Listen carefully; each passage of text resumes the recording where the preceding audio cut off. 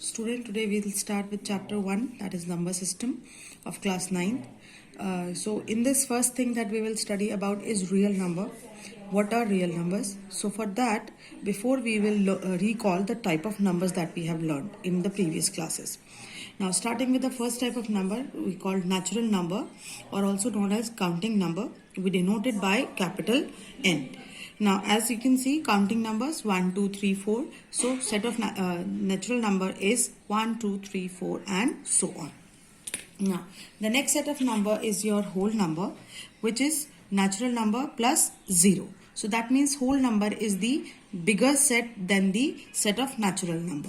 Now, the set of whole number is denoted by the alphabet capital W. Now here we can say that as we know that whole numbers are bigger than the natural number, so each natural number is a whole number also. But vice versa is not true, means every whole number is not a natural number. For example, 0. 0 is a whole number, not a natural number. Now, moving on to the third type of numbers, that with these whole number, when we include the negative numbers also, that gives you the set of integer, which is denoted by the letter Z. Now, Z, this letter comes from the German word called Zählen, which means to count. So, integers are negative number plus whole number. So now from here again, as we discussed earlier also, that set of integer is bigger than whole number, which is actually bigger than natural number. So that means every natural number is integer, every whole number is integer. But is the vice versa true? Means, like, take an example of number, say minus 10. Minus 10 is a integer.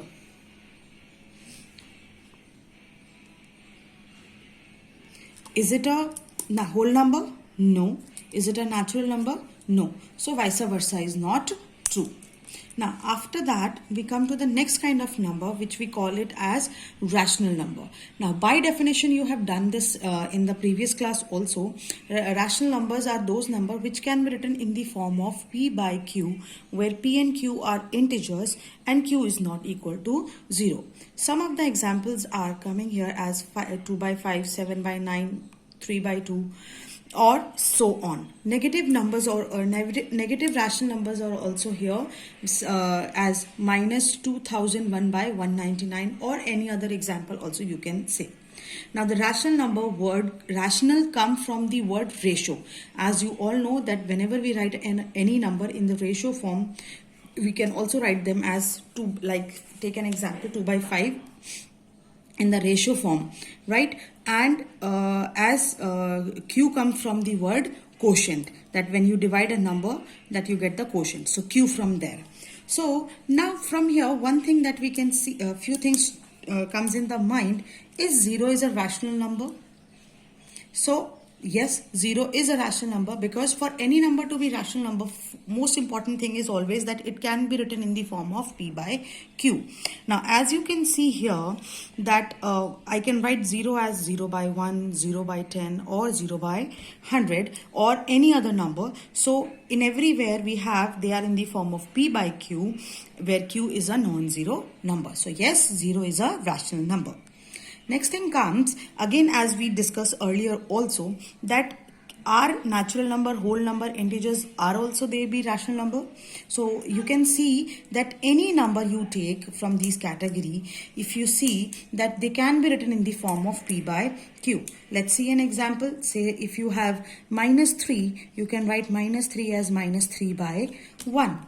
If you have 5, you can write it as 5 by 1, which is in the form of P by Q. So what we observe here, that means a rational number is the largest set of number which include integer, whole number and natural number. So any number, if I say rational number, that means it include all these three category also inside.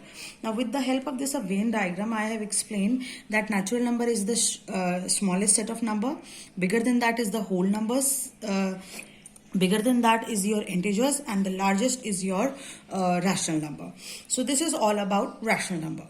Now when we represent on the, we also have learned how to represent the number, these number on the number line also. Now Apart from rational number, there are another type of number also which are not rational number. So when I am saying not rational number, it means those number which cannot be written in the form of p by q, where p and q are integer and q is not equal to 0. Such numbers are called irrational numbers. For example, root 2, root 3, root 17, pi, or any decimal expansion which is of the form decimal expansion of this form are your irrational number. Now, these irrational numbers are separate from rational number, and rational number plus irrational number together they make up the whole set of number which we call it as real number. So real numbers are your rational or irrational number. So if I say any number, if I'm saying 3 is a real number. If I'm saying root 5, it is a real number. But if I want to categorize them in real number, then 3 is an example of rational number and root 5 is an example of irrational number. Now, let's take up here together. So, again through a Venn diagram, I have explained it. Irrational number are denoted by Q bar. Bar means that it is Q for rational number, Q bar for irrational number, right? So here again, if I am saying, and real number are denoted by R. So if I am saying this whole box is my real number, then real number have two type of number, rational number and irrational number. And again in rational number, you have all the categories of number, that is integer, whole number and natural number. This is what we have about the real numbers. Now coming, as we have already learned in our previous classes how to represent rational number on the number line, we can also represent irrational number on the number line. Let's take an example. Now in the representation of rational number, we are going to use Pythagoras theorem. So let's recall what is Pythagoras theorem says. Pythagoras theorem says that in a right angle triangle,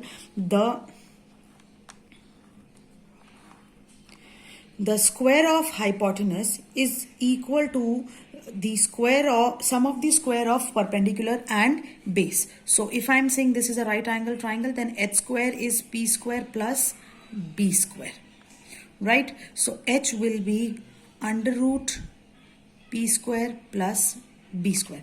Now this concept we are going to use in the representing irrational number. Let's take a very simple example, root 2.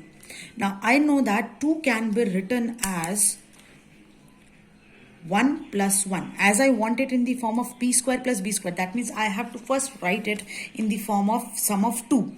So 2 can be written as 1 plus 1. So root 2 is under root 1 plus 1. Now we know that 1 can be written as 1 square.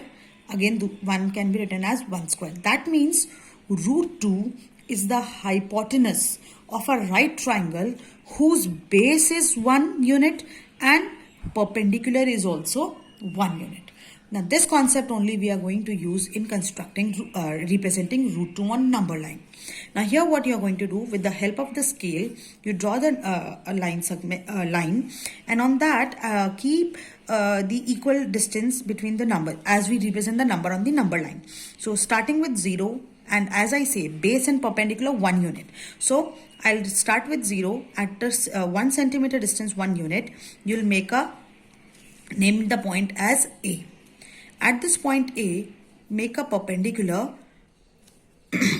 of again 1 unit. Now perpendicular, you need not to make it with the help of your compass. You can use your protractor. So make a perpendicular at point A and of 1 centimeter. Join point OP, so that this will become a right angle triangle. So root 2. So we get that triangle OAB is a right triangle with hypotenuse root 2.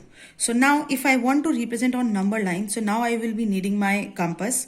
Keep your compass at point O. Adjust the opening of your compass such that the point should be at point B, another end, and make a arc such that it will touch your number line at point C. then OC is equals to OB. Now as OB is root 2, so obviously OC will also be root 2. So point C on the number line represent root 2. Now if you, with the help of your scale, if you measure this line segment, you will get it as approximately 1.41. Let's take one more example, root 3. Now again same procedure will be there. We will try to have right angle triangle which I can represent. So again 3 can be written as the simplest sum as 2 plus 1. Now 2 is not a perfect square, so I can write 2 as the square of root 2 whole square plus 1 square. That means root 3 is the hypotenuse of a triangle, right triangle, whose base is 1 unit and whose height perpendicular is your root 2. So starting with that thing, so that means for root 3, first I need to construct root 2. Now root 2, how I have constructed, that we have done already in the previous one. That first I'll make a right angle triangle with base 1 unit and height 1 unit. Join it, I'll get a root 2 as a hypotenuse. Now taking this root 2 as hypotenuse, I will draw a perpendicular from point B of 1 unit and join O to that point C. This hypotenuse is now your root 3. Again, then last step, that with O as a center and with the help of your compass, taking OC as your radius, make a arc which will cut the number line at point D. Now OD will be equal to OC, which is root 3. Okay, so this is all we have regarding the real numbers and representing irrational number on the number line. Now student, try to do exercise 1.1 and 1.2 based on this concept what I explained you, and if you have any doubt you can ask. Thank you.